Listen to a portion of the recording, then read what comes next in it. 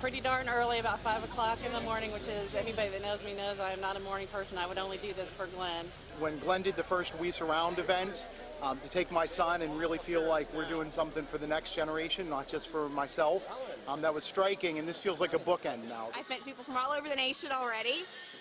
New York, Wisconsin, Minnesota, Texas. North Carolina. Three right here. My Michigan, sister's Chicago. Louisiana. From Chicago. Massachusetts. An Arizonan here from the Southwest.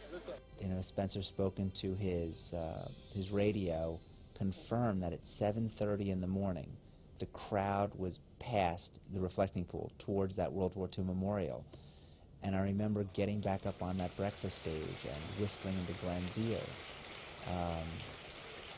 And he looked at me just the same way I had looked at security. Are you sure?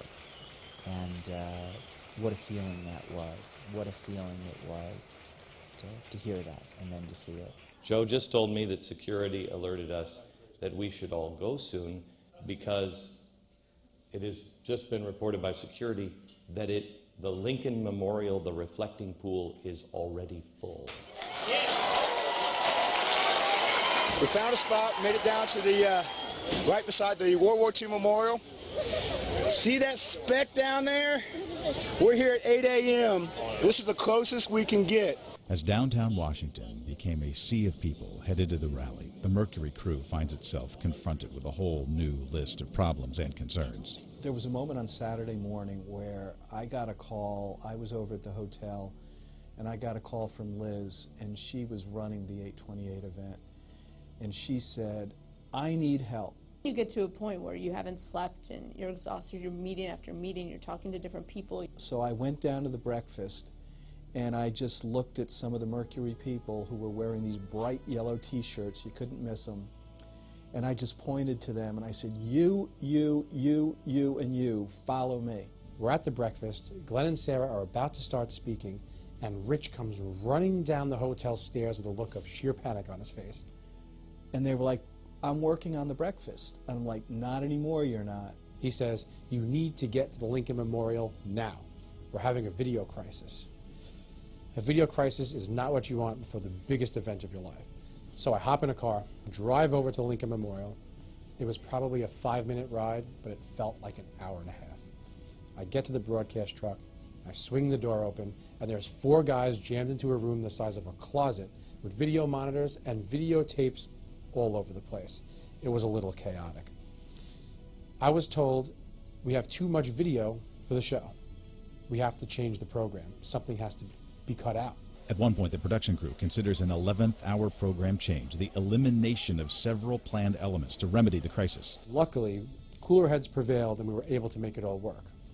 I know I didn't want to be the one to tell Glenn we had to change the show. You're making decisions on the fly and you just are like, I don't even know if this is the right decision, but it's all I can make right now. And so, of course, you have those fears in the back of your head, like, was it really good to add the extra porta potties? What if we don't need them? What if no one comes? Things are just starting to kick off, and there are thousands upon thousands who are just line the reflecting pool out here to the Lincoln Memorial, all the way to the World War II Memorial, about 500 yards away, about 5 football field lengths.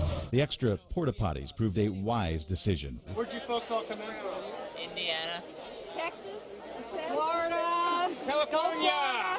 San Francisco. Pennsylvania. Connecticut. From Las Vegas, Nevada. Did you drive, fly? I drove. You drove. Yep. How long did it take you to get here? Just under 40 hours.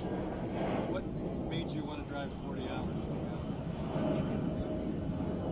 What made me not want to? You just have to come. You have to participate. You got to stand up. I'm deeply moved by Glenn's message, the passion.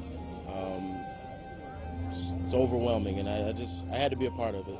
We came down yesterday, part of a coalition of people, different firefighters, first responders, just to participate in this event. I'm from Arizona. Yeah.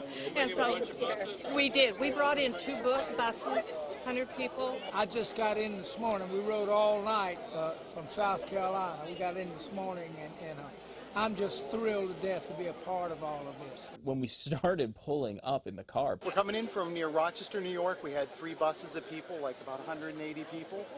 and drove through the night. There was more people than I've ever seen going to anything. We're from Ramsey, Minnesota.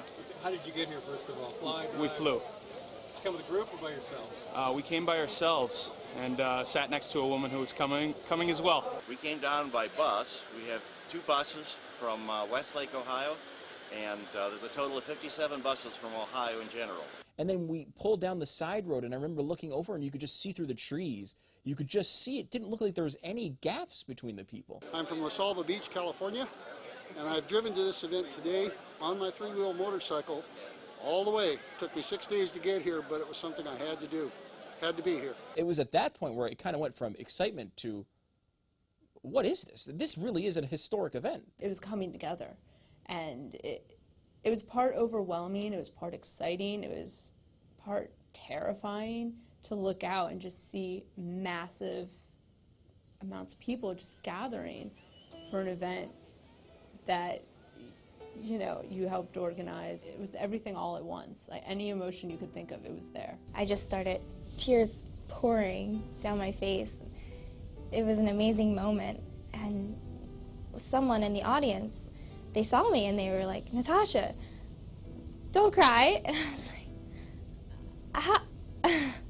I couldn't believe that I was sharing this moment with someone that I didn't even know, but at the same time, we had a common bond because we knew, you know, why we were there. It was truly, it was one of the most, I think it was the most incredible professional experience of my life. With a little over an hour before the event kickoff at 10, Glenn ventures out of his nearby green room tent to sneak his first peek of the gathering crowd.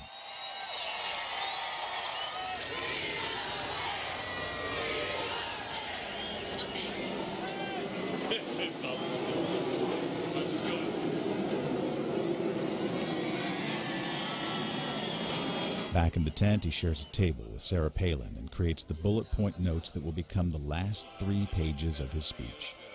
Be with me. Outside, the flow of people onto the mall continues unabated. There is a palpable sense of anticipation. There was no sleep. It was just jubilance coming on the bus. There was excitement. There was this feeling of re-energy that was starting, even on the bus. Back in the tent, less than 1 hour before the start of the rally, an unexpected few moments of sheer panic, Binky and its handler, intern John Miller, still nowhere to be found. He said, "John, no matter what, make sure I do not leave the hotel without this." And of course, after the breakfast event that happened at the hotel prior to the rally, he left and I had Binky. So I found myself in a cab just chasing after Glenn, which is impossible when there's hundreds of thousands of people all flocking to the Lincoln Memorial. So I had no idea what to do. A number of staffers are dispatched to find John, which, as you can imagine, was the proverbial hunt for a needle in a very large haystack. I'm sweating, I'm running, so I hop out of the cab and I'm hurtling through the crowd and knocking people over like a crazy person. But eventually I ended up getting it to him, and all worked out. So, with Binky safely in hand, Glenn continues putting the finishing touches on what figures to be the biggest speech of his life. Meantime, the media is still trying to figure out exactly what's about to happen. We have plenty of people, as you mentioned, set to speak. You have Sarah Palin today about 10:40. Michelle Bachmann, congressman from Minnesota, the Republican, also set to speak, a Tea Party favorite, as well as Dick Armey, also expected a little later today. Congresswoman Michelle Bachmann and Dick Armey were never scheduled to be part of the program. In politics or political speak, either within or between the lines, had been forbidden. Those that had chosen to be part of the day had a much clearer understanding of the event's purpose. To help restore America. I wanted to be with like-minded people. We're all concerned about the future of this country. I am telling you now with everything in me, in 20 years from now, someone will be 28. And they will say, "I remember my parents took me as a kid. And I remember that moment. And I remember that's when I decided that I was going to live my life in a different way." If your children are with you at the Lincoln Memorial this Saturday, I can tell you that America will be fine 25, 30, 35 years from now. We must grow our own George Washingtons. We must grow a new Abraham Lincoln. When Glenn said that there was going to be a 9-year-old in the audience today, and that it would touch their heart, and that might be the child one day that grows up and does what needs to be done to save this country. I thought about my 9-year-old, and I knew he had to be here. A scan of the massive crowd confirms that it's filled with sons, daughters, moms, dads, grandparents, families of all shapes and sizes. A reality in stark contrast to the predictions and characterizations offered by some in the media in the days leading up to the event. This rally isn't about hope and change and a better America. This is all about harassment and intimidation. The Tea Party is old, white, desperate, out of touch, and evidently just scared of black folks in this country. Who believes that it's not political? Besides himself, I don't know anybody who does, and I think it's just a talking point to, of course, get us to buy into the nonsense that he's selling. I don't go to political rallies, never have. I do not believe this is a political rally. I sense a spirit here, a spirit of like-minded people. This is my future, and I want to show my family, my sons, that America is worth saving. America is honorable. Something amazing is going to happen, and I wanted us to be a part of that. Right on cue at approximately 9:59 a.m., a magical moment provided by Mother Nature.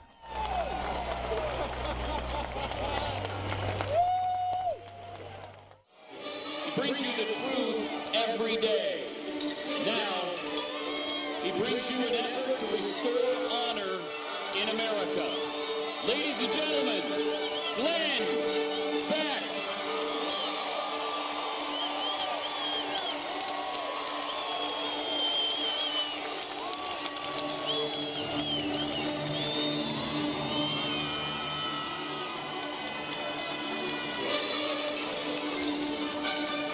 Hello, America!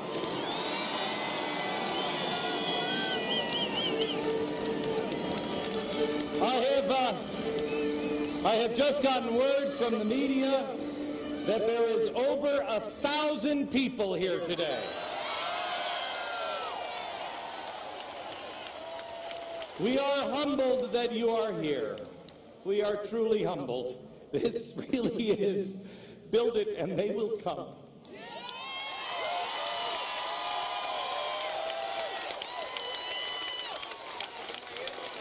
The reflecting pool holds about 200,000 people. This field back here holds about 250 to 300,000 people. They are not only full here, they're full in that field, they're full behind me, and they are now across the street approaching the Washington Monument.